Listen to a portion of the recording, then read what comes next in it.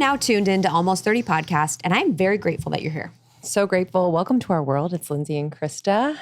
We are two best friends sitting on a couch, just having a good time. Yeah, two best friends sitting on a couch. We've been sitting on the couch or the closet floor for longer than most other podcasters. So just remember your moms. Remember your moms and elders. Truly. I actually wear, me and Lindsay, if you're watching on YouTube, we are wearing Air Forces. I got this idea from you.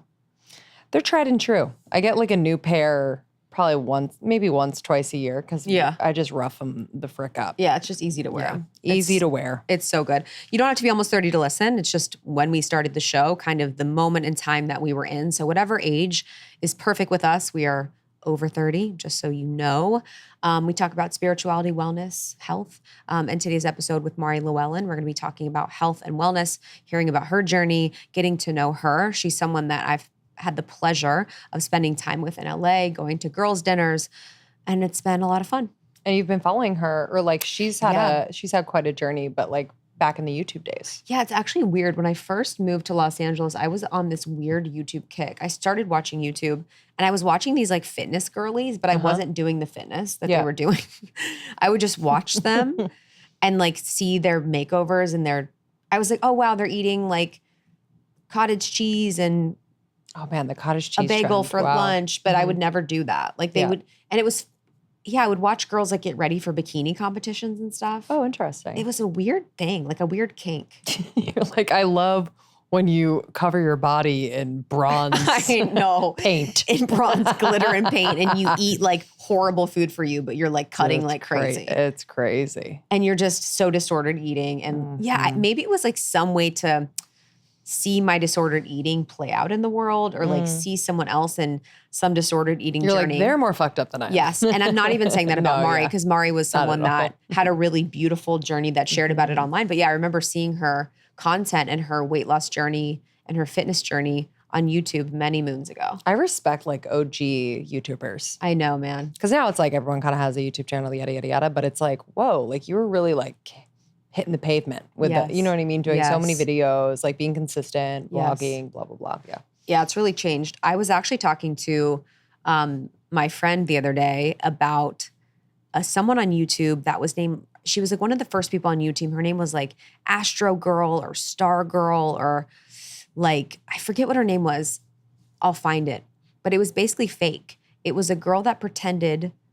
It was a production company that acted like this was a real girl on YouTube, but it was actually an actress. And she went through this entire drama and journey on YouTube, and it was all fake. So it's like reality TV, but on YouTube? Yes, and she amassed this like huge following. Wow. It's kind of genius. Isn't that interesting? Hold on, let me see fake YouTuber. I'm going to find the name and the journey. List of hoaxes. What was her name? It's like literally a TV concept. It was a TV concept.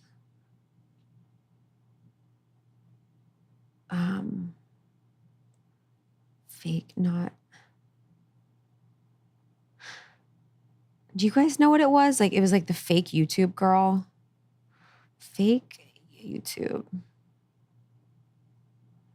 YouTube girl.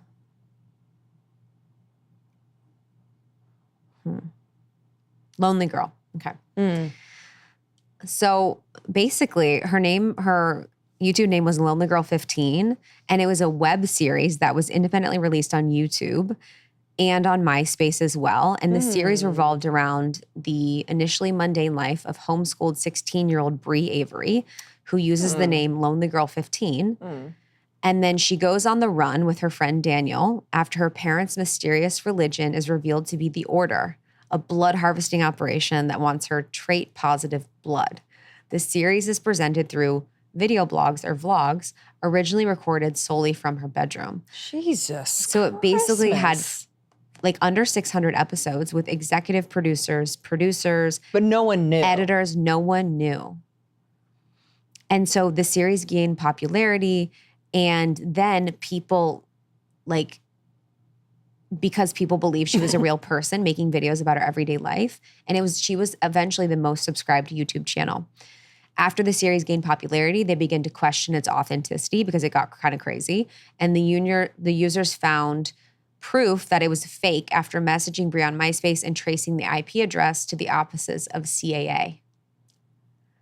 So basically, they found out that it was fake and that CAA was doing it. Wow. I mean, not illegal. Not illegal. And it had like characters and a cast and like. Wow. I mean, it's kind of genius, right? That's like totally very genius. Duping. It's almost like this weird meta thing of like showing us how, I don't know, dupeable we are, but also like how obsessed with like voyeurism into people's lives we are. I mean, 100%. 16 years old? Yeah, I mean, that's a little weird. I agree 100%. Like, why are we looking inside a 16-year-old's That's weird. bedroom?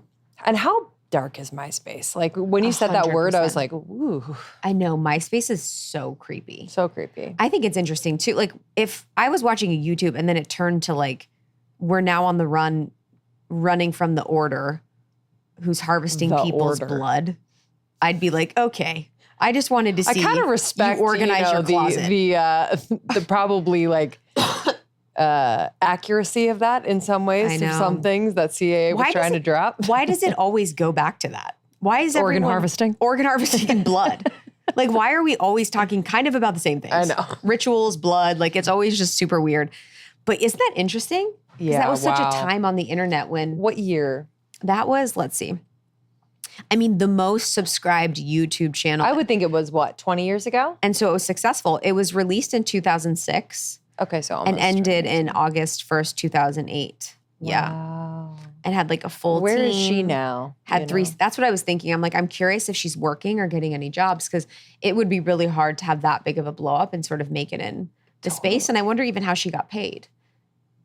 Just paid, right? Yeah, I would think. But like, with YouTube, it's like if you have AdSense, you can make so much money. Oh, yeah. Especially if you're the most subscribed. And I don't know if she got a cut. So she's probably getting paid. Her contract probably wasn't. Probably not probably good. in favor of CAA and whatever they probably were. Getting paid per episode. Yeah. Wow. I know. Isn't that fascinating? That is wild. So how that relates to Mari is basically the only thread is YouTube, which is insane. Sorry, Mari. Insane that we just went on that journey together. Welcome to our world. Mari's also the founder of Bloom, which is a supplement line she does with her husband, which I am always so blown away by. Bloom Nutrition. They've been so smart in the space. It is really challenging to make it and succeed in the supplement space. And they've been so smart about their marketing, about their product placement, about how they move. And I just really admire them as a couple that has really done something spectacular together by creating Bloom. So we talk about that business that they ran together because Mari's story basically is that Mari was originally 250 pounds. She hit rock bottom, both mentally and physically, and she decided to take ownership of her health. And with the help of her now husband, Greg, she was able to lose over 90 pounds and finally found self-love. Fitness really helped her bloom into her best self, and she was inspired to help other women do the same. Mm-hmm. I was on some other brand's Instagram and I saw Bloom, like her ability to partner with other brands for brand placement and like connectivity is actually so genius. So it's fun because the times I've hung out with her, it's like me and other girls that are really tall and like, got our bodies, like our, and I'm always like, I really feel comfortable with tall girls. Yeah.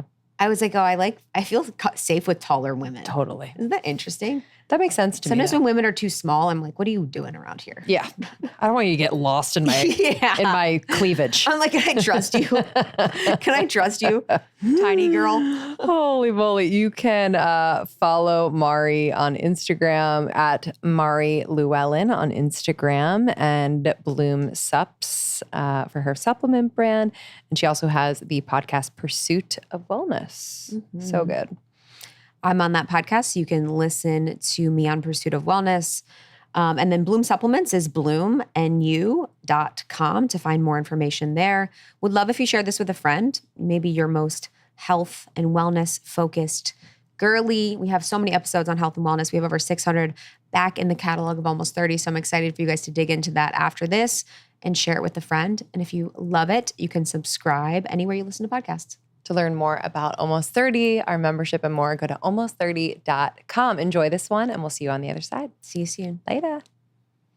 I'm a girl that loves a product that is backed by a lot of research and studies. I just love it. I'm not a scientist, but I just value the time that it takes to run very specific studies. And I have a product for you that has over 5,000 published research studies backing it. And that is Armra Colostrum. Okay, so I know we've heard about Colostrum maybe in the zeitgeist, but let me just break it down for you. Colostrum is the first nutrition we receive in life, and it is an exclusive source of all the essential nutrients we need in order to thrive. I produced colostrum when I first had my child. That is what he was getting in his first hours, days of life. And colostrum is a proprietary concentrate of bovine colostrum. It is the overflow of bovine colostrum. I've gotten questions about that. That harnesses over 400 functional nutrients to strengthen your immune barriers, your body's inside suit of armor, if you will, and first line of defense against harmful particles from the environment that can trigger inflammation and make you sick. So I've talked to a lot of people who have been taking Armra. I've recommended this to friends, to family. They've noticed, and I've noticed, improvements in skin health, hair, nails, and also immunity. I mean, knock on wood, I have not been sick. So it's been incredible for immunity. It also ignites metabolism, fortifies gut health. It's incredible. This has been like kind of an underground thing that athletes have taken forever, and now we get to take it. So Armra Colostrum, it is just yummy as well. I put it in an iced coffee or a smoothie, or I just like scoop it in my mouth. It kind of tastes like a milk dud. It's amazing. I just wanted to pull from a study, a third-party research trial with Armra Colostrum. It showed that its immune protective qualities begin working in under 2 hours. It activates cellular health for your resiliency and recovery. It's pretty incredible. And in some studies, it has shown that taking colostrum, you will have less severe cold and flu symptoms and a faster recovery time from illness. So, hey, y'all. Let's do this. We worked out a special offer for our audience. Receive 15% off your first order when you go to tryarmra.com/almost30 or enter almost 30 to get 15% off your order. That's tryarmra.com/almost30 or use the code almost30 at checkout to get 15% off your first order. This episode is brought to you by BetterHelp. All right, let's do a little check-in, shall we? How is your social battery right now? Do you feel like drained? Are you having a lot of energy in your social life? My level right now, I would say, is not empty, but running close to it. I'm just a little less social right now. I feel like the springtime and summertime, I will get out there. But I have noticed that there have been seasons of my life where I have just spread myself thin, where I'm like, okay, I got to be out there. I got to be social. I also have to take care of my family. I also have to work. I also have to take care of myself. I mean, it can be a lot. Like, what's the right amount of socializing for any of us at any point? And how do we recharge, really? I think is the better question. And how do we get to know ourselves in that sense? Like, are we someone who can go out earlier in the night or the day, but we can only spend a certain amount of hours before we need to retreat and just fill ourselves up by being alone? I learned in therapy that I am someone who really gets energy by spending time alone. And then I really give a lot when I am with other people in the best way, but sometimes I can be drained. So therapy has been incredible to just bring that self-awareness in. And I think we can make better decisions for ourselves and have better relationships because of it. So if you're someone who's like, I've been thinking about therapy, but I haven't done it yet. I don't really know. Do I have time? Can I afford it? I have the perfect recommendation, BetterHelp. It's entirely online, designed to be convenient, flexible, and suited for your schedule. Just fill out a brief questionnaire to get matched with a licensed therapist and switch therapists at any time for no additional charge, which is great. You can celebrate the progress you've already made. I want to celebrate you. I know how hard it can be to make a decision like this for yourself. And I know how hard it can be to just want to do better and be better. And you're doing it. So I'm proud of you. You can visit betterhelp.com/almost30 to get 10% off your first month. That's betterhelp.com/almost30 for 10% off your first month. Wait, so what did the guy say? So you're... Oh, we had a business meeting and he was like, people probably assume that you're not intelligent and you are. So we should try to play into that. And you're intelligent? Yes. He was like, people probably assume that you're not because of the way you look. Okay. And that you're too pretty to be a founder. He was basically saying, like, how can we position you in the media as a founder because of the assumptions that people have about you? And it was the first time anyone's ever said that to me. And it's crossed my mind. I know I'm young and I'm blonde and tall, so that potentially people underestimate me. Yeah. But it was the first time someone said it to me and I was pissed. Yeah, say more. I left pissed. Like, I remember reflecting on it, and in the moment, similar to you, I'm kind of in a tuner and I want to make people feel good. I didn't want to show that I was offended. So I was like, yeah, like, totally, like, let's do that. Like, I was, like going along you're with like, it. I am too pretty. Yeah. I am. And literally, you're right. I'm agreeing with him. Yes. And then I leave the room and I'm like, that was rude. Yep. And kind of weird for someone I've just met to comment on the way I look. Yep. Yeah, some man that, like, I don't know. That's what's so interesting about our world is, like, I feel like this a lot where it's like you have to be the most beautiful, but also, oh, wait, you're too beautiful to own a company. Like in our work, I'm like, oh, I need to be the prettiest person because then people won't say anything to me and then I'll be more accepted. I'll be more successful. I'll be more these things. But, oh, yeah, if I'm too pretty, then people won't take me seriously. Mm-hmm. Like I was speaking at this event in Mexico at this festival, and it was like a more spiritual based community. And all the people were kind of like 45 and above. And they were very, very in the spiritual space. So they're very granola, very whatever. And I almost felt stupid. I was like, I feel stupid looking the way that I look here. So it was like such a situation where if I go to like a Create and Cultivate, it's like I'm the perfect person because I'm like blonde and whatever. But if I go to certain spaces, I feel like it's too much. Mm-hmm. And all the ways that we kind of just don't feel like we're right. You know, like you're too pretty, you're not pretty. Like even when you were saying earlier, you're like, with the body thing, it's like you can be too ripped, not ripped enough, all these things. And it's crazy. It's crazy. And it's something I've had to work through in my career because I have two sides to me. I have the side where I'm on camera, I'm front facing, I talk a lot, whatever. And that I've had my own journey with. But behind the scenes, I'm in conference rooms with businessmen, I'm negotiating, I'm talking about really big things. And I get in the same headspace where I'm like, do I deserve to be in here? Yep. I don't look like other people in here. Even my skill set. Like I used to be really embarrassed and guilty that I didn't understand finances. And I was like, I own a business. I should understand this. Why don't I understand this? And then I sort of had a recent epiphany that like, it's not my thing. Will never be my thing. Never has been my thing. And I don't need to be good at it because I'm good at other things and I bring other things to the table. And then also, sorry, I'm kind of... No, that's incredibly powerful. This is huge. Going on a tangent, but like asking questions that I used to think were dumb. Like being in a room where people are throwing around verbiage that I'm like, what the hell are you saying? And just being like, hey, what does that mean? Like, can you explain that to me? More times than not, everyone else is thinking it too.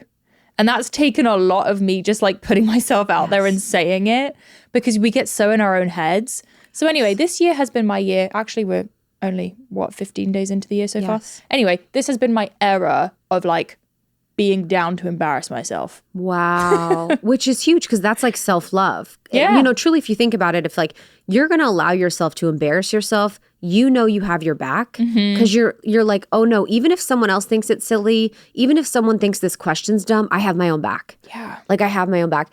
And I think that's there's so many things that I love about you and your journey, but I just don't think people see enough of like, they see you online doing your thing on the podcast and like with the dogs or whatever, but it's like you are a businesswoman and huge conversations around a lot of money. And a lot of people want to be doing similar things to you. They want to be doing big things. They want to be making big moves. How did you deal with imposter syndrome on the journey? Because I'm sure you were in a lot of times where you're like, I don't know what they're talking about. Like, I don't feel like I'm qualified. What was that like? Such a great question. And I feel like it's a good question because myself and my husband were thrust into success quite quickly from like a really low place. So I had a very dramatic change. What was that? What do you mean? Like, what made it so quick so fast? I think it was the perfect time. It was like a lot of things at once. Yeah. So for example, November 2017 was my first ever before and after photo.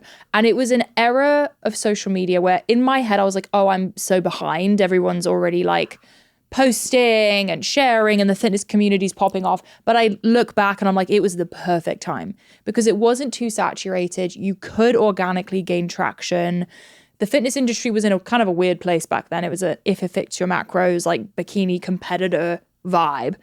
And I came in and I was like, I'm just going to be really honest about my struggles and what I did to, improve my situation. And I think that era made it blow up quickly, but also Greg and I are so, what's the word, intense, both of us. And we're very different, but we are both incredibly intense. So I kind of developed a mindset and work ethic during my fitness journey that really propelled my career because I, at the beginning, was someone who, like, school, didn't really care, didn't try that hard. There were certain things I was good at. I always loved presenting and communicating, like we were talking about, and connecting with people. But like tests and classes, I just never was the best. I never had the best grades. I wasn't very goal oriented. And entering the fitness journey for me was like, I really was more concerned with becoming someone I was really proud of because I was never proud of myself before. So entering the fitness journey, I created a life where I was in control of everything. And it was something I needed back then, but I've had to slowly learn how to shed because I don't need it now. Yes. But I developed a work ethic that was really, really intense because it was how I like forgot about all the pain of my past and like tunnel vision got through what I needed to get through. So when we started Bloom, I was already so in my flow of like, let's freaking do this. I'm changing my life. Like, I was so motivated. I was so focused. Greg also struggled with school. Greg is a unique character. He's very wild, kind of like a risk taker. He got fired from like 3 jobs. He's loud. He has crazy ADHD all over the place. But it's so funny watching his like life path because he's doing exactly what he should be doing right now. I cannot picture him doing anything else. Like, he is a leader. Mm-hmm. He's so good at motivating other people.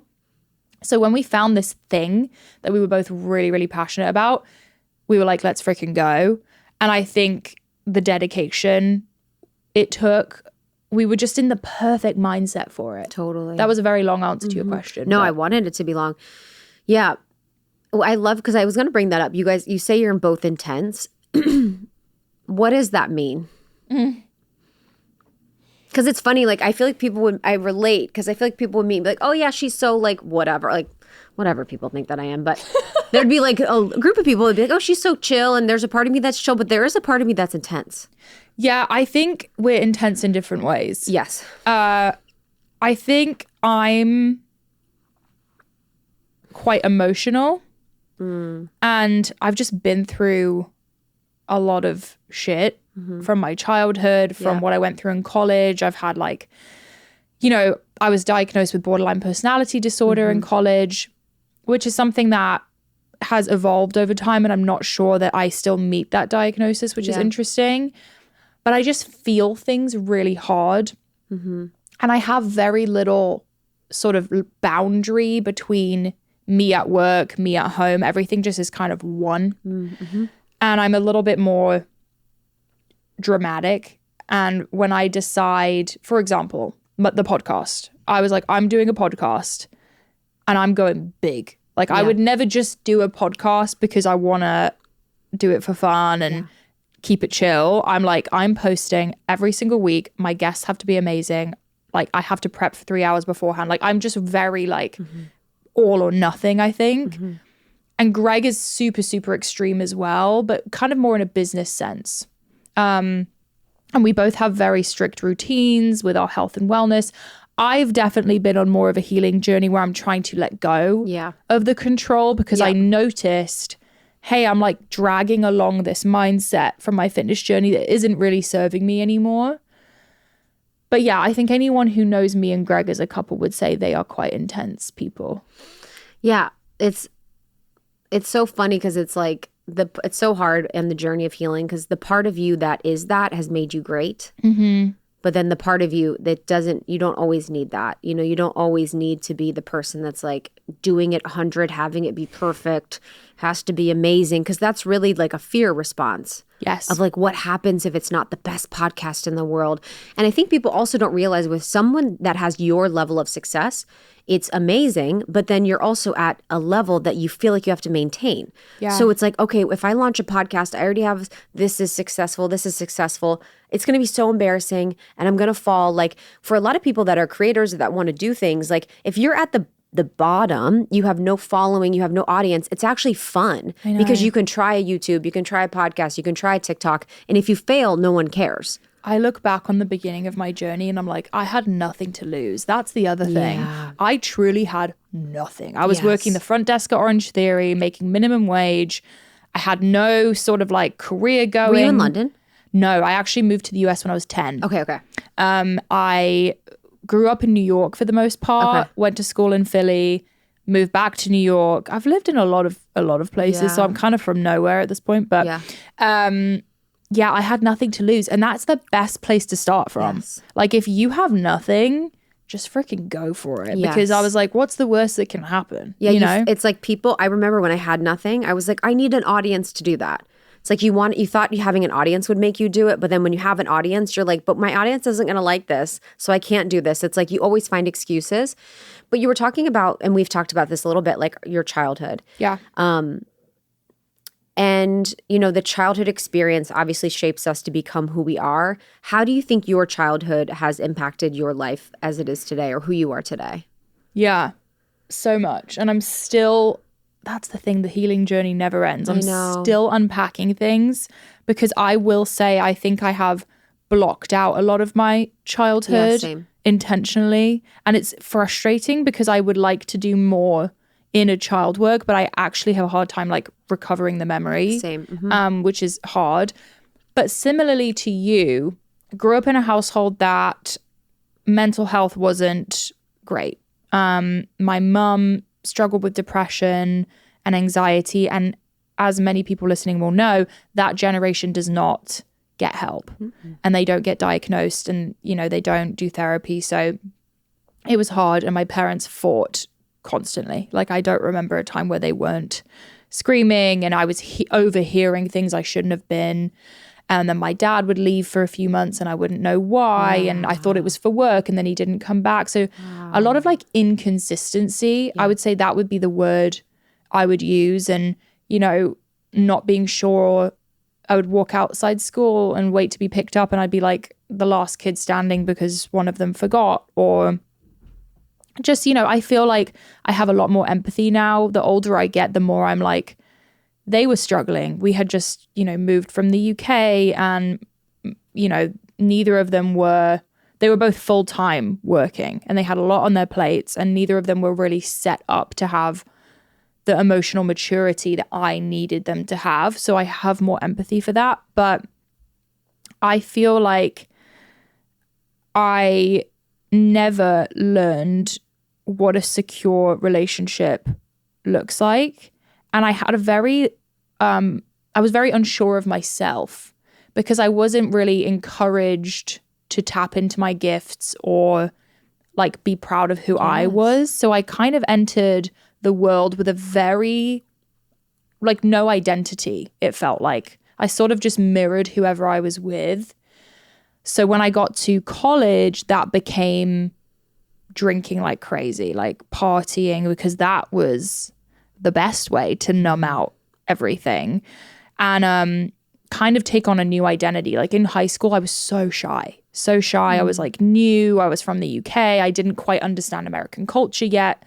couldn't really make friends. So when I went to college, I was like, I'm going to be someone else. Like, I'm going to make a whole new identity. So when I went to college, I was like, I'm going to party. I'm going to be outgoing. You know, I decided all these things. Oh my God, I love that. And I took it way too far. Like, you're like, I'm getting highlights and I'm new. yes. Which honestly, like, I'm saying this in a way where I'm like kind of talking shit on it, but it got me through what I needed to get through. Yeah. You know? But I was like on academic probation for the first semester, social probation. Like, your girl was crazy. As you do. Oh no, I was crazy. And how I was many like, nights a week drinking? oh my God, 4 or 5, maybe. Stop. Like, Tuesday was a big bar night. Thursday was a big bar night. Friday, Saturday. That's 4 right there. Occasional day drink into the night. And eating what was that vibe? Oh my God, I didn't even think about it. Like, it was like food hall, noodles, Subway sandwich. Oh my God, sandwiches. We had Jimmy John's. Oh, Jimmy John slaps. The Jimmy turkey John's, tom. Oh my God, turkey tom with like that sauce. What Is do you that mean? what is that bread? Dude, I don't know. Clouds? It was so soft and they would just deliver it. Delish. Okay, so you made a different identity. Made a different identity. I'm partying. I'm like, oh, boys exist. That's fun. Like, they will make me feel better. Yep. Mm-hmm. So literally just like doing anything I could to feel better. And I had a great time, I will say. Like, I had a great time. I joined a sorority, which is so funny. Like, I know, same. I was in a sorority too. were you really? Yeah. I would literally was like, so lame. I could and then see I'm like, you- wait, I was in a sorority. I could see you being the president. Were you the president? I was like a vice president of something. You totally Yeah. were. I could so see I that. was. I'm dead. I was vice president of something. But I thought it was so lame. But then I got in it and I was like, wait, these girls are dope. Yeah, that's the thing. It like you do meet cool people. Yeah. And I loved the rush process. Like I was like a VP of rush. I did rushing something. I was like Panhellenic. Because I really loved like helping women through the process. Like, And you kind of do something similar now. yeah, So different. I loved it. Like I was like, oh, I can like coach and mentor women and Yep. like Foreshadowing. whatever. Buy my friends. That's I the bought thing. my friends. It's all good. I look back and I'm like, I would wear the letters to class and I was so into the whole thing. And I get why. Like, it is a sense of community and I lived in the house and Yep. Security. You know, you don't know when you go to college, you're like, what's my identity? Who am I? yes. Like, how can I find friends? And it was helpful. Yeah, it is helpful. Yeah. And I had a good time. And it's kind of how I met my husband, Greg, because Yep. he was in the frat next to me. Yep. And, you know, it was a whole thing. But I forget where I was going with this whole story. I know okay. So I know literally, trauma in your childhood. So the identity. Oh, yeah. So I know, same.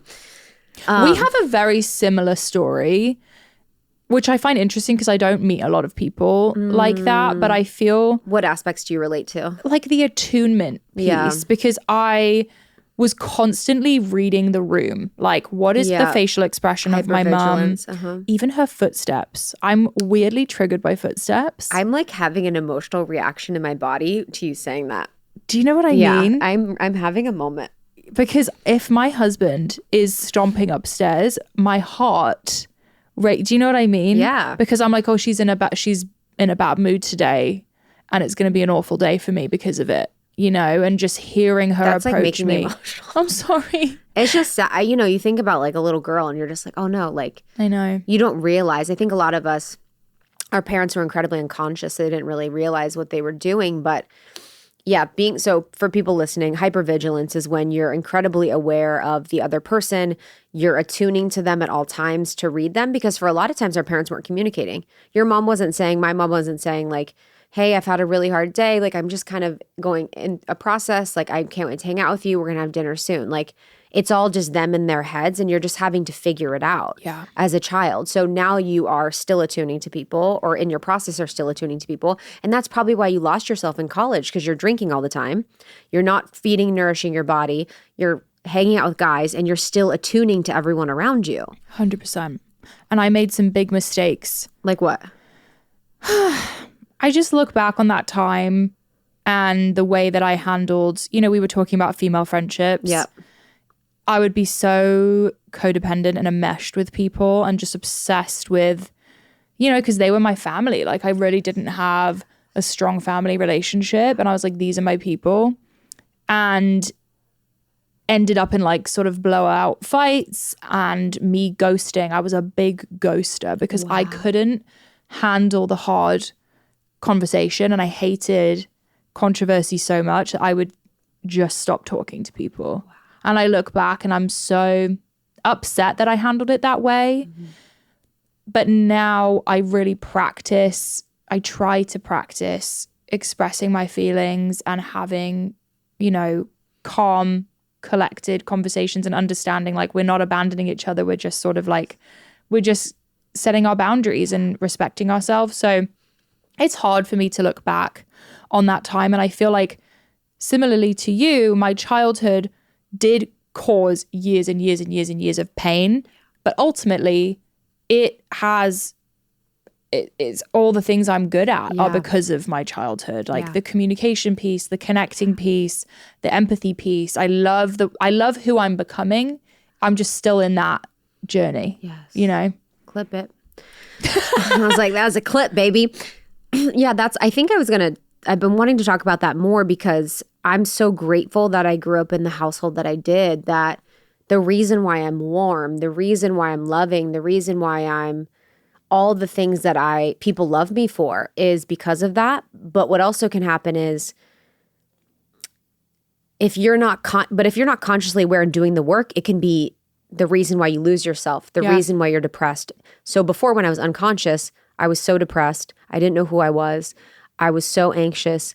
I was so unhappy, and I was so all of these things. But when you heal and you really are like, oh, this is why I am the way I am, I have compassion, I can love that about me. Like, that's the greatest thing.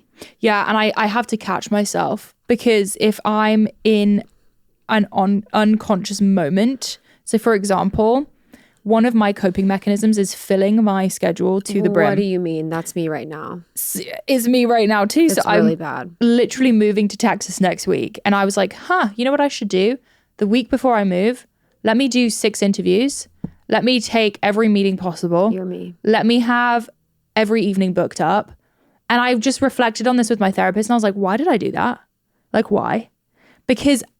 And I actually had a moment on the plane. I was in Austin over the weekend, and I had a moment where I was like, I did that because I don't want to think about the fact that my family has been completely uninvolved in this massive transition that I'm having. And I feel so unseen by them right now. And I don't want to think about it. Therefore, I'm going to create chaos so I have something else to think about. This is healing me. You know what I mean? I know exactly what you mean. What did your therapist say when you said that? Is that her answer too? I was telling her this epiphany I had on the plane, and she was like, good work. Like, I love that. plane moments. Why are planes Plane is just clear. You're in the sky. You're closer to God. It's like, but yeah, I think a lot of women that are listening can relate. And I do that too. It's like we all have different coping mechanisms for stress. It could be food. It could be sex. It could be men. It could be drugs. It could be drinking. Mine is busy. Mm-hmm. And what's hard is that for someone like you and someone like me, I'm also rewarded for that. Yes. So it's like the people love that I'm always down to go hang out or always available, or that I'm going to overdo on work, or I'm going to work late, or I'm going to get up early, or all these things. And yeah, I was like walking today. And even before I came, I had to like meditate for a while because I was feeling so overwhelmed with everything that I have going on. And then there's a part of me that feels ashamed of it. That like, I'm like, what am I doing? Like, that's embarrassing that I have so much, that why can't I figure out my schedule, and just getting mad at myself for everything. But I was like, oh, I'm doing all of this right now because I have a situation going on with my dad that's been really hard. He's sick. And it's just getting worse. And there's other things going on behind the scenes with it. And I was just like, oh, I don't want to feel or acknowledge it. Yeah. So I'm just like, oh, I'm stressed out. I'm doing all these things. And yeah, it's a hard recognition of that. And I feel like so many of us have so much that we're going through that we just like cover up with things. Oh yeah. It becomes such a pattern. Yeah. And then you have to look up and be like, why do I always do this? Yeah. Oh, it's because I always do it when I'm struggling with, you know, something in my personal life or a family member. I'm glad I recognized it. It's huge. You know, it's not like I'm eager to clear my schedule. Like, I want to say yes to everything, and it's so hard. But just having the acknowledgement, I think, is helpful. And as you said, it's like a socially acceptable coping mechanism.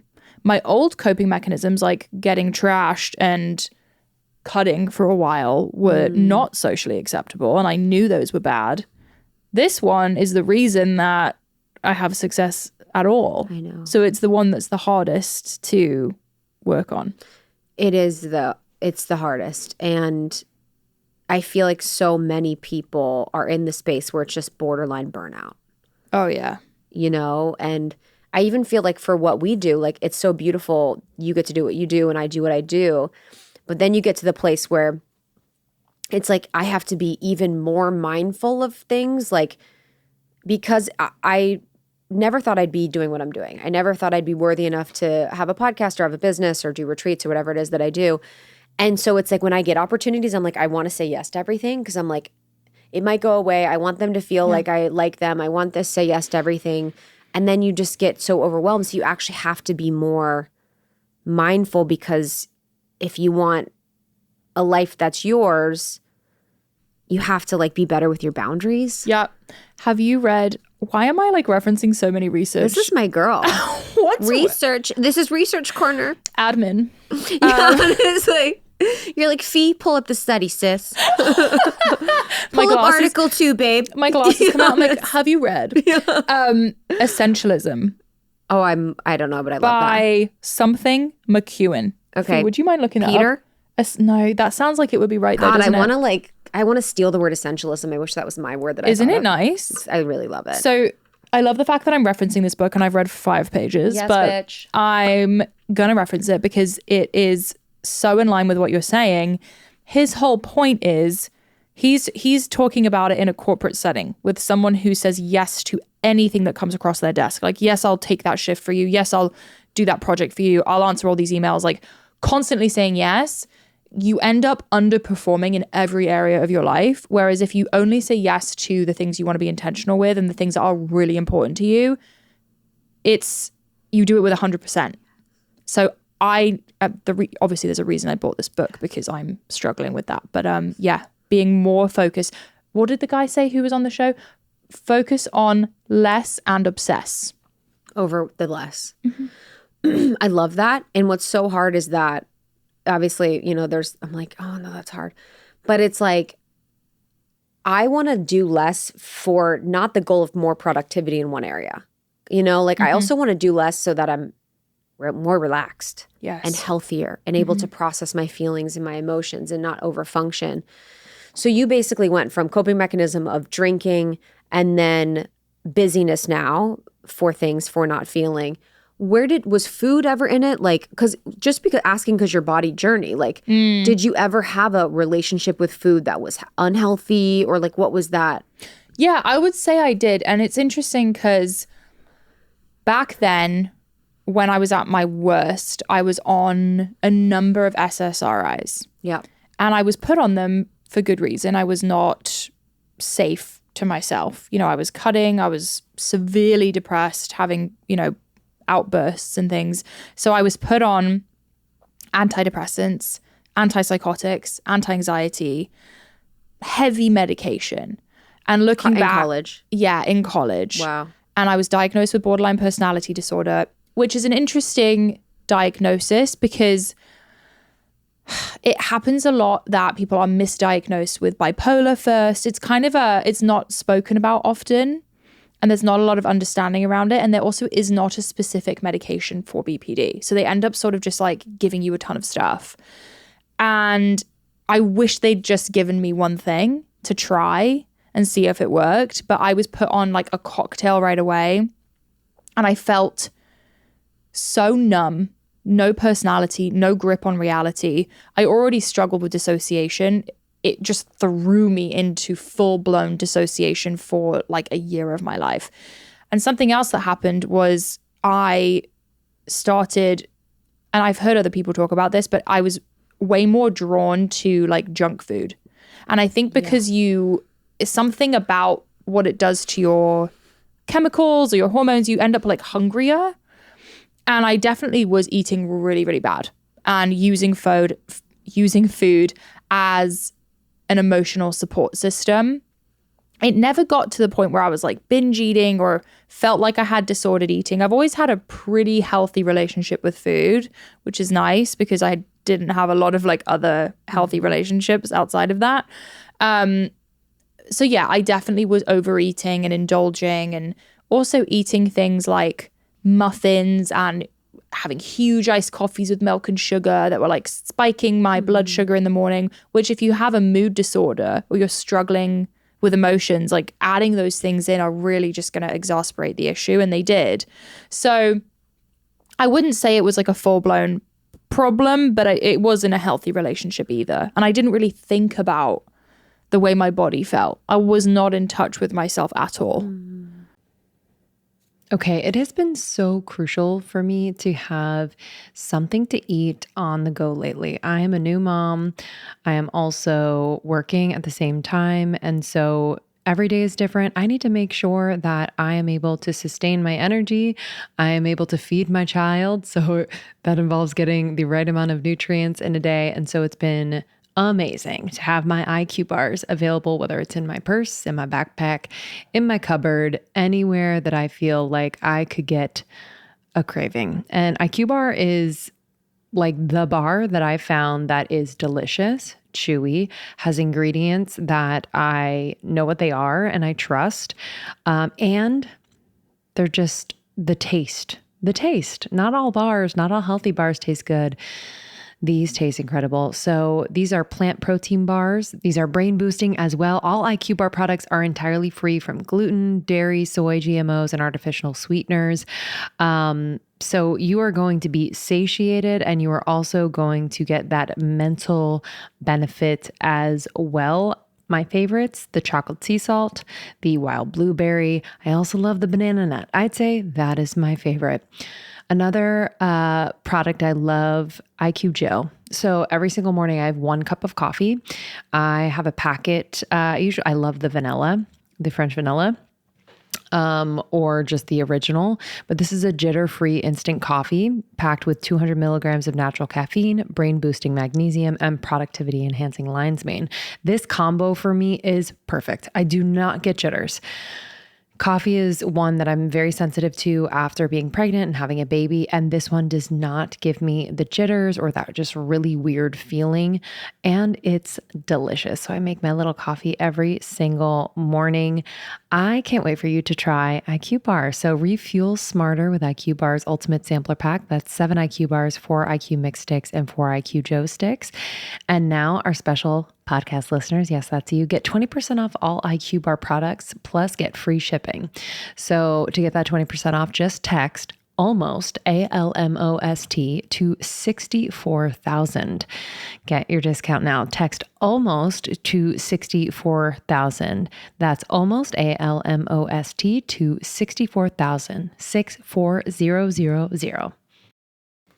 I don't know about you, but when my skin on my body, not just my face, but my body skin is glowing and supple, I just feel like a freaking $1,000,000. It gives me so much confidence.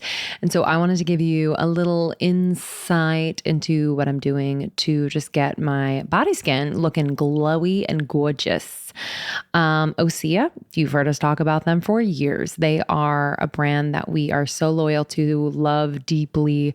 Their clinically proven seaweed infused skincare is just results driven. I've gotten results with every product that I've used from Osea. And I'm really excited for you to try. Oh my gosh, it's gone viral many times over. The Undaria Algae Body Oil. Oh my God. I get compliments all the time. Okay. It is super rich, but not greasy. And it's clinically proven to instantly improve skin elasticity. It smells unbelievable. Let me just say that. You'll feel like you're in a spa. It visibly firms your skin and makes skin feel more sculpted and toned. I just love the way it makes my legs and arms look. And it leaves your skin silky and soft and glowy. I love it so much. Sometimes if I'm feeling just extra, I will add the Undaria Algae Body Butter. This is indulgent, buttery, rich texture. If you have any crepey skin anywhere, I have some crepey skin on my elbows, it's helped so much. Clinically proven to hydrate for 72 hours. It's awesome. So those are my 2 top products right now, but they have a ton of incredible products that I want you to check out. The Undaria Collagen Body Lotion, also one of my faves. All right. So if you want to glow from the inside out, babes, with the clean vegan skin and body care from Osea, you can do so. OCMalibu.com. Get 10% off your first order site-wide with code A30POD. Write that down, A30POD. At OCMalibu.com, you'll get free samples with every order. They're so amazing about that. And free shipping on orders over $60. So head to OSEAMalibu.com and use the code A30POD, A30POD for 10% off. It's interesting if you think about food we use to cope, food we use to feel, food we use to connect. And I could imagine that if you're on all those drugs, you might be like, I'm going to eat all this food because I'm not feeling anywhere. Mm-hmm. So food, maybe this will help me feel happy or joy or. Yeah. So in that process, did you choose to get on the medication and the diagnosis? Like, what was your family's involvement in that? Oh, well, I had been seeing a therapist since I was 14 because my parents got divorced and I think they were like, what do we do? Let's just put her in therapy and hopefully it helps. Are you an only child? No, I have a sister who never did therapy. Okay. We have very different sort of journeys. Totally. So I kept this therapist for a long time, but I would like go periods of time ghosting her. I was just like a queen ghoster. Gotta do what you gotta do.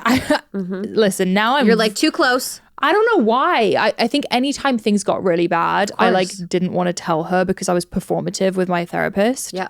And wanted her to think that my life was amazing. Which is the best. So I'm funny. obsessed. Like so funny. What if you're like, hey girl, this week was amazing. I was like, I did better than ever this week. Yeah, honestly. She's like, what are we doing here? But then she's like, why? What are you doing? But she would hear, I think, little pieces of my struggles. Like she could hear through what I was saying to her, obviously.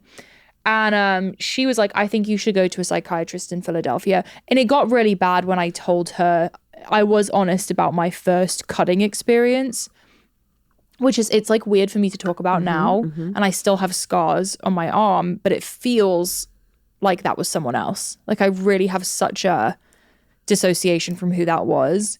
But I remember in college, my first cutting experience, she was like, you got to go see someone in Philly.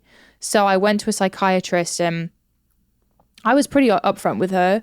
And I was not in a good situation. I was cutting regularly, binge drinking, but she was quick to recommend the medication. I think that, going to a psychiatrist, that's kind of their goal, is to figure out the right medicine for you. But unfortunately, I didn't have enough confidence or enough of a voice to know, hey, like that sounds like a lot, or maybe I should just try one at a time. Like I really was just sort of like, hey, I'm here for help. What should I do? And I also don't think I was educated enough about the drinking on medication piece. Because, oh my gosh, I would continue to Drinking drink. in general, dude. It's a depressant. Come on, let's be real. Drinking in general, I've said this on Courtney's podcast, but I look back and I'm like, had I not been drinking, would I have had the diagnosis that I had? Because I was definitely really mentally struggling.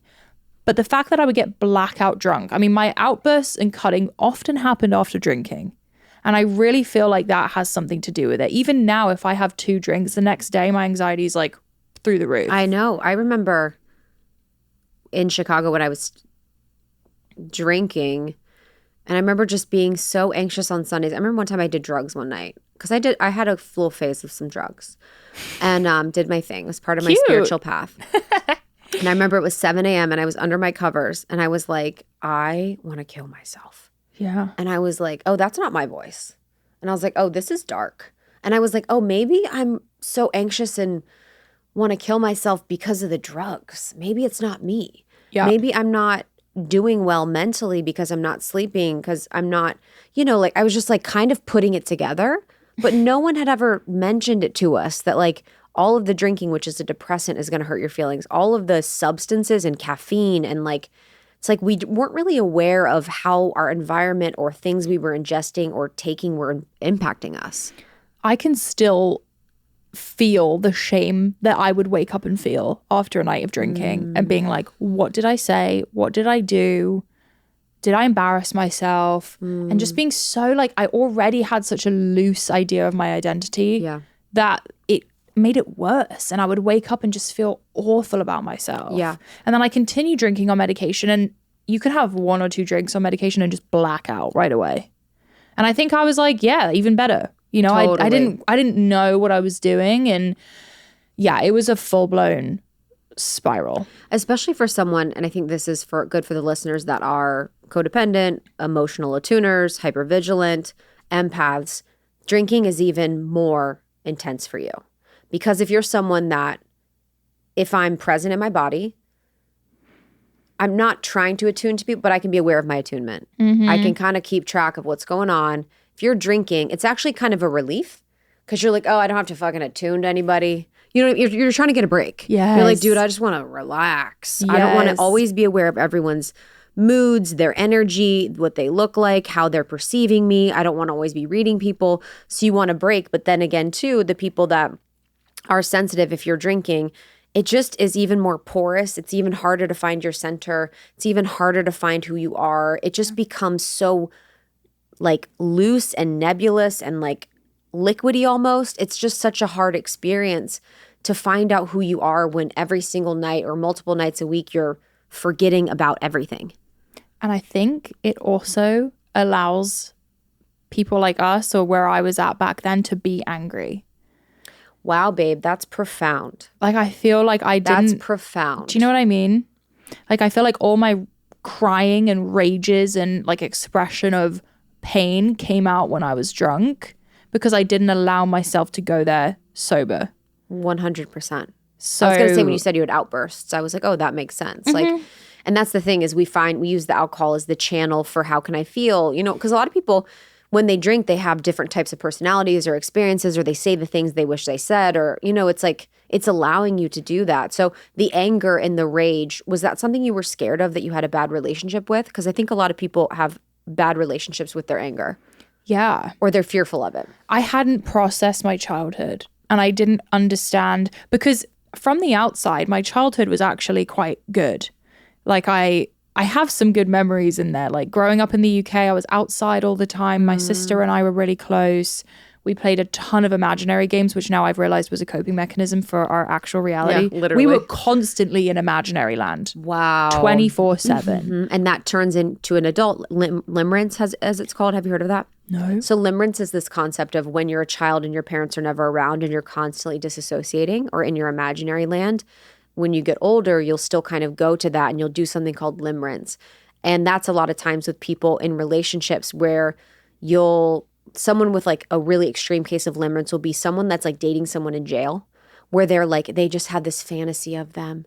And they're like, oh, when we get out, we're going to go and do this and we're going to go do that. But people can have that in dating where you meet someone and you don't really know them, but you build this whole story of your life and their life and this thing. It's like how our imagination is like used as escapism as we're older. Yeah. I do have a little bit of a fantasy land. It has served me in some positive ways. Totally. I think because even like my move to Austin, Yeah.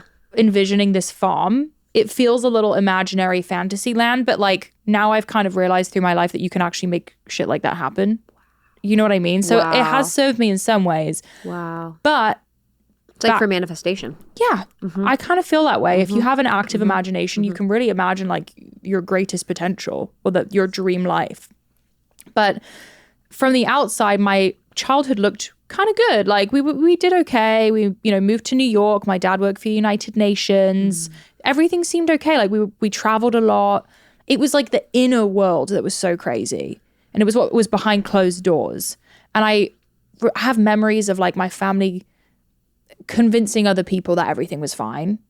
You know, people being like, how are the girls doing? Like, are they okay? And then being like, they're amazing. Like the transition to the US was easy. They're fine with the divorce. Everything's good. And just feeling like so guilty about the way I felt in my childhood and like, why am I having this emotional reaction to it? So I think I did feel guilty about the anger I felt for a while.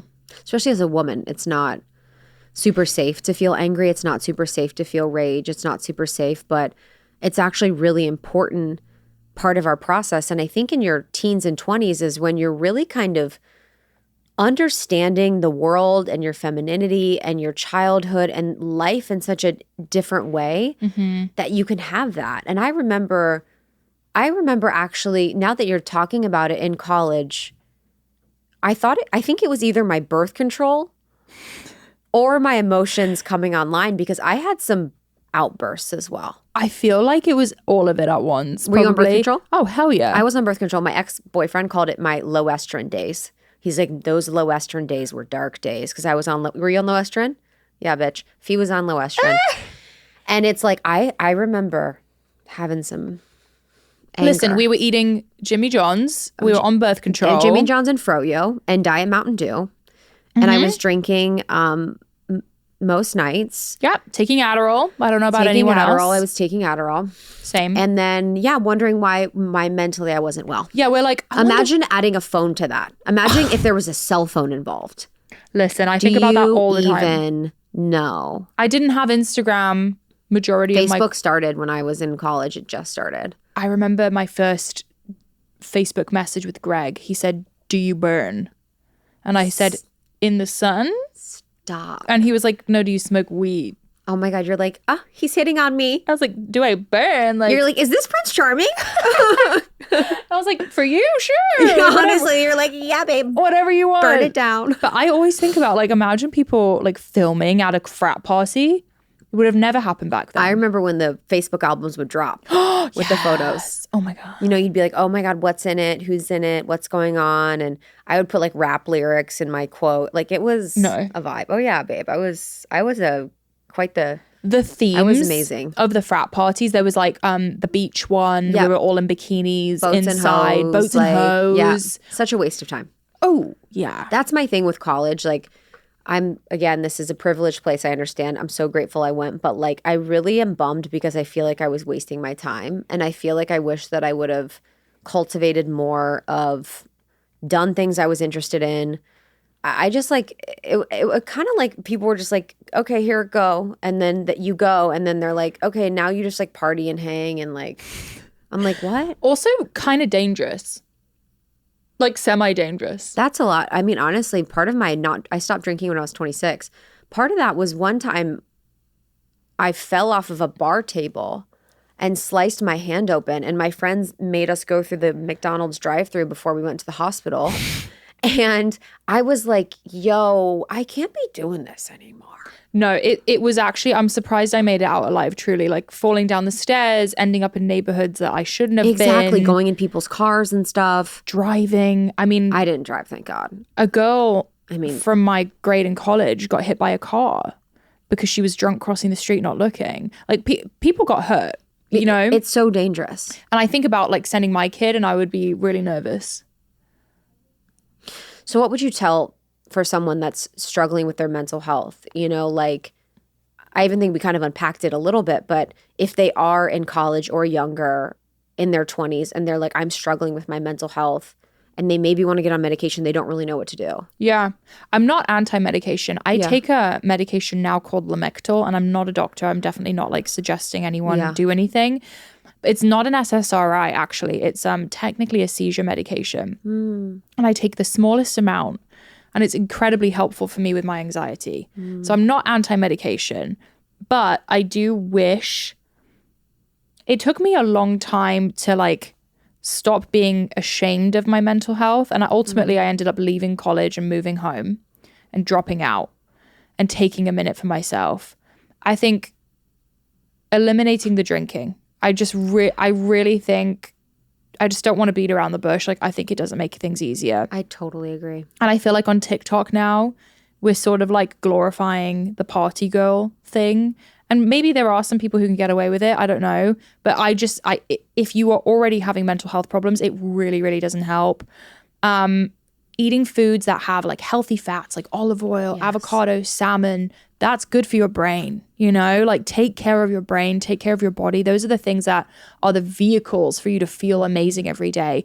I was so resistant to that fact. I remember my dad bought me a book that it was like, you are what you eat, or your food can help your brain. And I remember being like, Dad, you don't get it. Like this problem's way beyond that.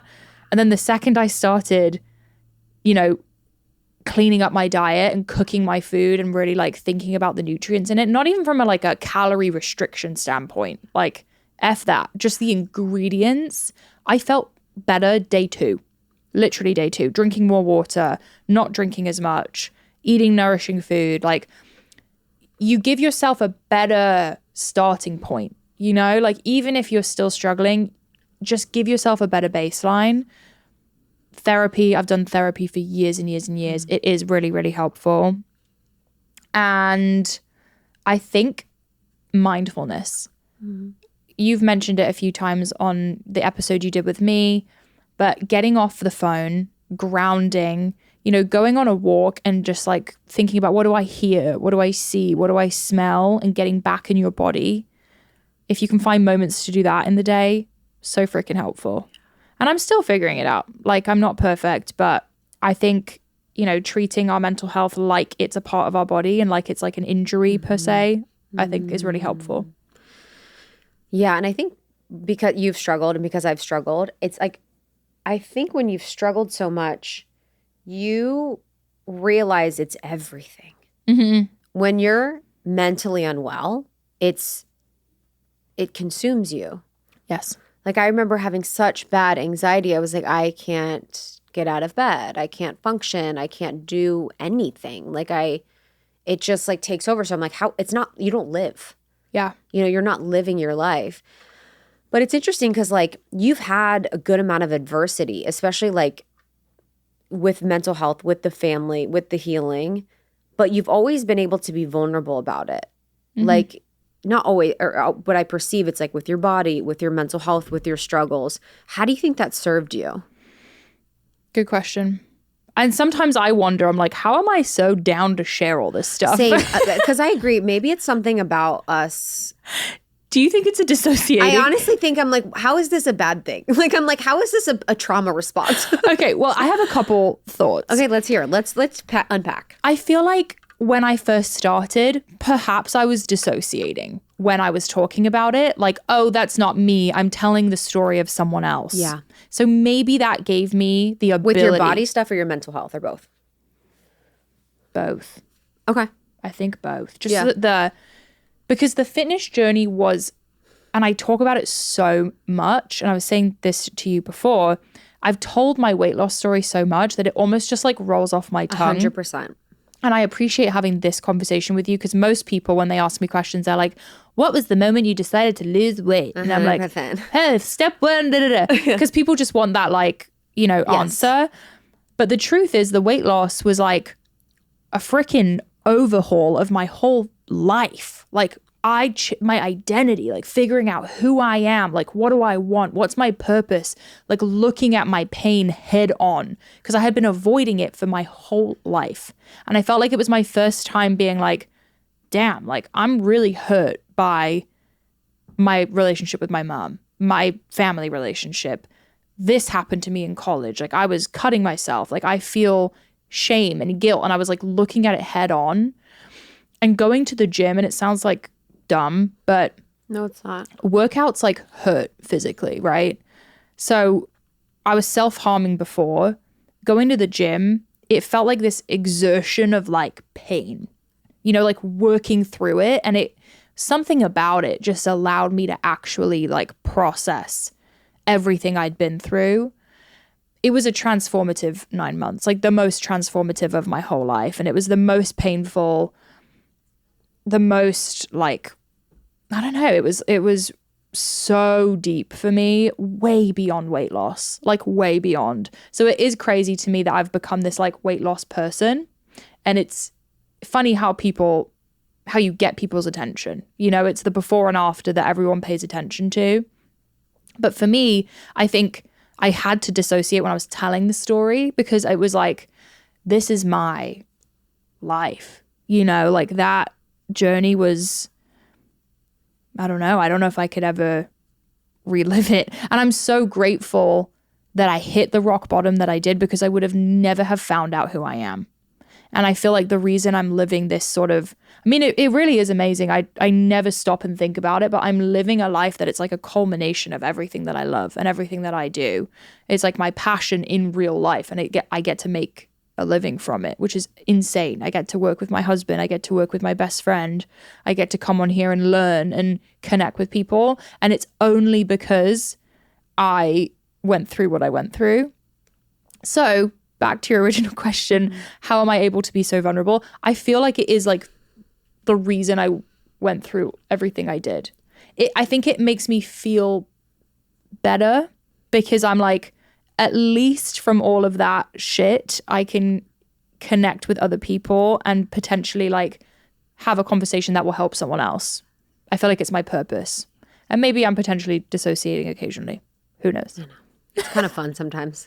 Like, whoa, where'd we just go? I'm not here anymore. Yeah, literally, like, you guys have fun. I'll be hanging out. I'm like, whatever. Like me over Christmas, just with my family. I'm like, fucking, just in my fantasy. I'm like, I'm going to think about this guy that I like for like, 4 hours. If it helps you deal, it helps you deal. If it helps you deal. And also just being playful about it, just having fun. But yeah, that's such a profound thing about the weight loss journey, because I wouldn't have thought about that in that way. And I know this now, being in my own body, having my own body journey process, like you look at it from the surface where, even people ask me today, because my body's changed since my divorce. People are like, what have you done? And it's like the surface stuff. And I'm like, I have surface stuff for sure. I've done things.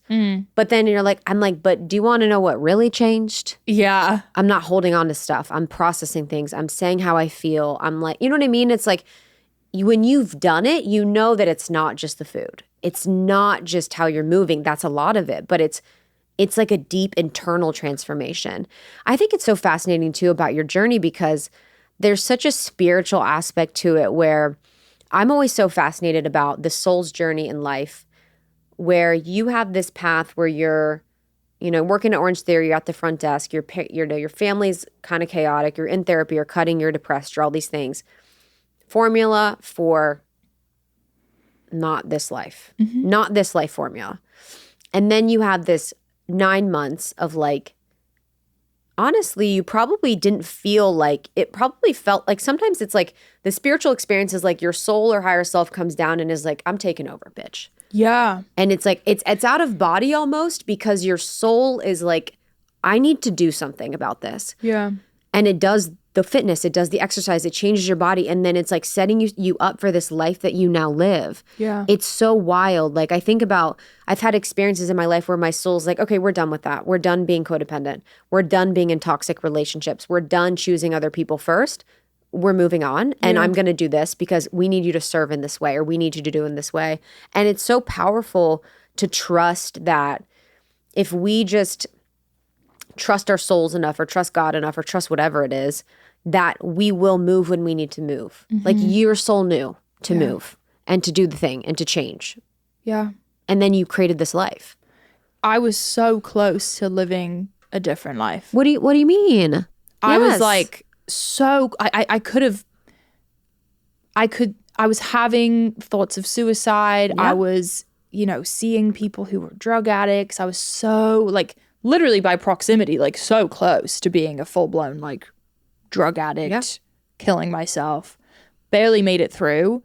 But I think you're right. Like it really felt like this divine intervention. Yes. Where it is almost like I had no freaking clue that I was gonna make a business, lose 90 pounds, have this life that I've always wanted, have the success that I've had. That was absolutely not part of the plan. I was literally just putting one foot in front of the other every single day and just like trying to be a little better and keep my own promises. Okay, like even with the self-harm, like 30 days not self-harming was a win for me. And it happened occasionally along the way. I don't want to make it sound like I was perfect. Like progress is not linear. Like I had slip-ups here and there. My BPD was still prevalent. But like you said, I've never thought about it in that way, but it really felt like an out-of-body experience. I get asked all the time, what did I take as my prenatal when I was pregnant, and am I taking anything now? And I am still taking Ritual. I took Ritual during my pregnancy. I loved Ritual as essential for women prenatal. I love it because for many reasons. They are incredibly thoughtful about what goes in to make sure that the development of the baby is optimal, as well as the nourishment of the mother. For example, it has 350 milligrams of eco-friendly vegan omega-3 DHA in every serving, sourced from algal oil instead of fish. This is incredibly important for development. The first 28 days of pregnancy alone are important, very important in a baby's neural development. So I actually started taking the prenatal before I got pregnant, which I highly recommend. The prenatal also has choline and methylated folate, which is the folate that you want in your prenatal to support baby's neural tube development. And it also features a delayed release design to make it gentle on an empty stomach. I know a lot of you, when you're pregnant, you are nauseous. So it's really important to have that delayed response. And it has a citrus essence to make taking the multis actually enjoyable. I was quite nauseous and I could take these, which is so nice. And now I'm taking their postnatal. It's incredible. I have just felt energy-wise really, really good. I continue to produce a really great amount of breast milk for my baby. I haven't had any hair loss. I just feel like my nutrient stores, combination of this postnatal and proper nutrition, are at a really great level. So why settle for a multivitamin you're not 100% sure about? You know what I mean? Ritual was literally built on trust, so you know it's the real deal, baby. Get 25% off your first month for a limited time at ritual.com/almost30. Start Ritual or add Essential for Women Prenatal to your subscription today. That's ritual.com/almost30 for 25% off. It is weird. It's something you don't know until you're in tune enough to feel it. So the weight loss and that kind of like idea, because I've always been curious about that with you. It's like, I do feel like it's beautiful because it's supported you in giving the life, but then it's kind of like, okay, guys. Okay. Like feeling trapped in the story. Yeah, what do you do? I know. It's funny because I've had a little bit of a love-hate relationship with that branding that I have. You know, I always think about like, I would also be like, why everyone thinks I'd be like sad at how people perceive me before. yeah. Like I'm bad before. Like that would make me sad. Yeah. I think people think I perceive myself as bad Got before. it. Love it. Okay, cool. Which I've had to explain, like, it wasn't like I hate my body and the way I look. It was, I know I can do better with my life and I know I can be a better version of me. It was like stepping into my power vibes. It wasn't like I hate myself vibes, you know? Which is huge difference. Yeah. Huge difference. It was like I was depressed. I was not in a good place. It was a very positive change for me, and to have this goal, you know. And I have felt somewhat trapped in the story and the brand of the weight loss because, I mean, it was 2017. Like, I'm a different person now. My day-to-day, my life is so different. I do think, like, how do I put this? I think the podcast has allowed me to explore that more and help people get to know me outside of that story. Because I really am so passionate. I've become really passionate about nutrition and ingredients and, you know, just wellness in general. So talking about it on here has allowed me to be way more myself. And I very rarely like bring up the weight loss journey because it doesn't feel like incredibly relevant to me anymore, but it's I mean, if you had every podcast, you were like, well, when I lost 90 pounds. Well, let's remember, guys. I was like, let me take you back to 2017. I know. You know what I mean? Like it just feels like a different time, but like it definitely was such a huge part of my story. Mm-hmm. But even now, like I'm going through new hard things. They're just different. Say what things? Like Fee's like, she gonna say? Fee looks over. She's like, is she gonna say what she's gonna say? Usually, like, I would say I'm married. Yes. And I'm married to someone I work with, which is hard. Babe, say less. Oh my God. Yes. It's hard.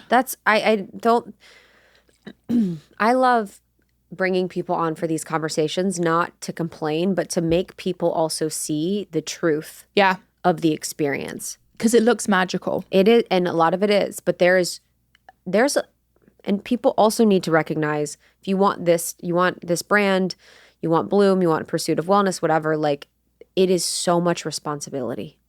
I think you just summed it up better than I did, because that's the biggest thing. I'm 29 years old. 29 years old.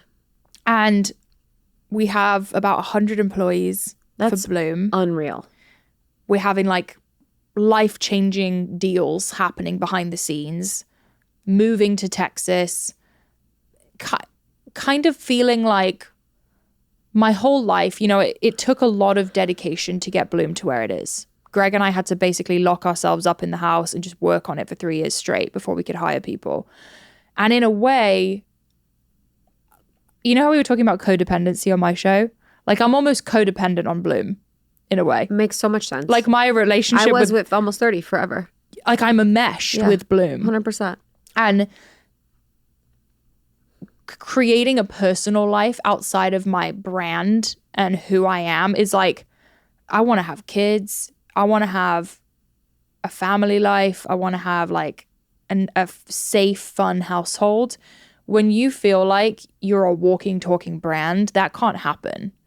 And I feel like my cortisol has been so freaking high for so many years, and I'm done with it. And I had this realization recently, and I'm fighting with myself every day on saying yes to everything and staying busy and kind of being in my masculine. I don't know how you feel about that phrase. Totally. Mm-hmm. I feel like I've been in my masculine. I'm pissed about that phrase. I don't know how, because it's kind of like a interesting way of putting it, but I feel like I've been in my masculine since that fitness journey. And I needed to be in my masculine during that. But now I'm kind of like, still love being creative, love doing the show, love helping Bloom with the branding, but I'm ready to kind of like take a step back and slow down a little bit and also have a freaking life. Like that would be really nice. And enjoy your life. And enjoy my life. It's like, what's the point of all this if you can't enjoy it? And balance and not hold and shoulder all the responsibility and be a mom and have friends. You know what I mean? It's like, that's what this is for. But yeah, it is. It's just, you can look and love and like be like, oh, I would love to have a brand or business. But it's like, people don't realize that when you seek and want more and then you get it, that means there's more responsibility. There's more people. There's more things. It's like, you have to be able to hold that much energy. More money, more problems. More money, more problems. But I can imagine it's hard to work with your husband, being, or not with your husband. I can imagine it's hard to work with a husband or just a partner, or even you're working with my best friend. You work with your best friend, you work with your husband. It's like such a dynamic that, you guys just crush and do so well. But with so much going on and the growth that you guys have, it just makes so much sense. Yeah, it takes a lot of hard conversations. Yes. And it's nice because over the years of Bloom, our responsibilities have grown apart because we are so different. Like I'm branding, creative, like front facing, whatever. He's behind the scenes, numbers, marketing. We're very different. So when we're in the office together, I barely see him. He does his own thing, which is nice. Yes. I would prefer not to see him. You're like, where's my creative meeting, girls? I'm like, girls, let's talk brand. Yeah, you're like, let's go with green. And then if he comes in the room, I'm like, no. Yes. We don't need your, it's me, my time. He comes in with the craziest ideas. This man. Like what? Like we were planning a photo shoot recently and he was like, Mari in a bathtub, greens in the bathtub. I was like, babe, no. You're like, babe, that's your fantasy? That's babe, not. No. Yeah. And the whole room, it's like a whole room of people. And I'm like, I'm sorry. Like Mari in a bathtub. He's lost. I don't know what he's doing in here. What would you tell someone who wants to start a successful brand, CPG brand, or even just brand? My biggest piece of advice, and I always say this, is just start. Yeah. Because I feel like the biggest thing with people is that they talk, and they're like, I want to have the best this, and it has to be the perfect time, and everything has to look amazing, and I have to have everything figured out. Oh, I need a business degree, and like I need to do all this. No. Like if you have a good idea and you really want to do it and you're passionate about it, just like put it out. Even with content, like if you want to be a content creator, just like put the video out, put the photo out. Don't overthink it. I love Mel Robbins. She has that countdown method. Oh, yeah. I love the countdown method. Yeah, she's so good. When we launched Bloom, given like we put our all into it, we definitely weren't just launching it without thinking about it. We really perfected it and did the best we could. But looking back, I'm like, holy fuck, that label sucks. Like, it's disgusting. Yeah. Because I designed it myself. Oh, our first cover art for Almost 30? Psychotic. Yeah, but we were in bathing suits with jean shorts on. No. Swear to God. It's giving like Daisy Duke show. It's giving like are they okay? Was it like still called Almost 30? Yeah, and it was, our friend made it. It was like clip art vibes. And then we had some random guy we found on Fiverr do the intro. And he was like, I don't even know. Did he say it? He was like, is it almost 30? Or is like, are they, I don't even know. Stop. It was a mess. It was disgusting. Even my friends were like, what's this? But that's how it should be. That's how it should be. You should look back on the first iteration of your business and cringe. Yep. And they say too, and there's also this quote, I forget who said it, but it's, if people understand what you're doing, then you're already too late. Yeah. People should also be like, huh, what's that? What is that? And I actually am really having to remind myself of that now because I'm in like a different phase of my journey where it's like almost 30 is running. It's really good. And I'm in my next phase. And I keep looking around. I'm like, what are they doing? What are they doing? And I'm not spending that much time doing that. But I'm like, no, if I'm an innovator, it's not anything like that. Like almost 30 was innovative. Like no other women were really building businesses in the way that we built almost 30. Like we were really a leader in making it a brand and going on tour and doing what we did. And so it's like, if we did that, I'm like, oh, I need to be doing that in my life. But it's kind of hard because you're like, yeah, it's hard to, When you say you go on tour, do you mean live shows? Yeah, we did live shows like our second year in the podcast. We went How 2 was years that? world tour. I was working a full-time job. Lindsay was working a full-time job. Yes. And you still went on tour? Yes, we would just take off weekends. We'd figure out nights. I'd work during the day online. I would like lie about meetings. I was not a good employee. honey. Like how many people in the crowd? Like 600. Did you dissociate on stage? I wasn't as good and grounded on stage, but not as much because I know and love them. It's with your community. Yeah. When you're at your events, like you don't disassociate because you love them. Yeah. But there were times where I was probably out of my body for sure. Yeah. Now I know, and speaking is a whole thing, but you really have to figure out how to like be in your body on stage. I feel like it's such an art that I'm so curious about. I know I'm teaching more on speaking and stuff. And I was like, I want to work with Courtney on it. Cause it's like for women like us that are sensitive in tuning, if you get into a crowd of 600 and you're attuning to everybody, you're going to fucking, where are you? I know. It's huge. And then you're such a great speaker already, but yeah, it's a goal of mine to public speak more. Really? And I would love to do a tour one day, but Yeah. I'm curious about how you anyhow it can help. Okay, cool. I would love to. Well, I'm coming to the retreat. Oh my God, yes. My girl's coming to Divine Mother, everybody. What if I'm pregnant? I will cry. Even more in line. Even more in line. There's a woman that's coming with her mom. There was a woman that's like, can I bring my daughter? I know. I was like, if you have care, you can bring her. But yeah, so there's like a whole mother vibe. I've had at my retreats a lot of mother daughters that are really processed. They're not like our moms. They're like really processed and beautiful. I was going to say, I can't even picture. Like, that's another level. Mine would be like. Does she know about your retreats? She knows about some stuff that I do in the way that it serves her. Okay. Oh, you were on a magazine cover. Let me show my friends. Oh, you were. So it's the vehicle for her attention, not because it's of me and what I do. Okay. You know what I mean? Yeah. So it's whatever. Okay. 2024 is where we're at right now. So in a few months, you're going to be in Austin. You're going to be on your farm. Bloom is just going to be blowing up even more. What are the things in life that you feel like so grateful for? Wow. Great question. First thing that comes to mind is my relationships. I feel so lucky. I mean, I'm moving next week and we're bringing our friends with us. I can't. That's amazing. Which is really cool. Like it's a cool experience to sort of uphaul your life and go somewhere, but with your people. So I'm really grateful for Fee, our friend Leo, his girlfriend Pri, just like our people that have stayed with us for such a long time. Greg. I'm grateful for Greg. I mean, I wouldn't be in this position if it weren't for him. Yeah.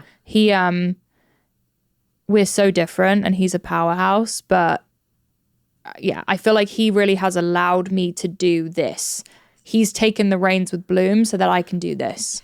So I feel really grateful for that.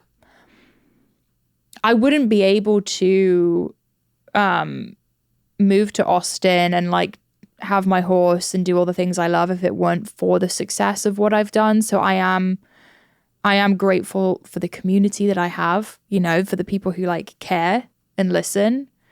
And I hope I benefit them back. And then I'm grateful for like younger Mari going through that journey in 2017, because even now I'm like, could I do that again? Like that was hard. So I'm very grateful for that version of me. Or that part of me, I should say. There you go. That's my girl. I think I need to do some work with you because Yes, I'm I was like, just thinking that. I'm like, we should work. 100%. I got you. Okay. I got you, sis. This has been the best day. I was in such a mood before I came. I was just feeling so overwhelmed, and I was just like, yeah, I just also wanted to be my best self with you. And our interview that we did together, that's on your podcast, the POW podcast, Pursuit of Wellness, and just being able to sit with you. I just always am reminded, I'm so grateful. Like, we're so lucky that we can share our hearts and our truth and our vulnerability. And I've just always admired you. I remember years and years ago, I think probably in 2017, watching your journey and being like, oh No. my God. Yeah, swear to God. No. But I was tuned in, but not like a major follower. But I do remember, because I was just thinking when you were talking, I'm like, oh, I remember like being like, whoa, like watching your journey, because I was like a YouTube watcher then too. I was like, everyone's losing weight. How do I lose weight? Oh my God. That's like, wild. Yeah, it's weird manifestation. Like, a lot of people in my life now are people that I kind of had You're kidding. noted. Yeah. That's really Isn't that cool. weird? But I love you. Thank you so much. So Bloom is the product, Pursuit of Wellness is the pod, and Mari is the best. We'll Thank see you guys. so much for having me. Yay. Love ya. Love ya. Bye.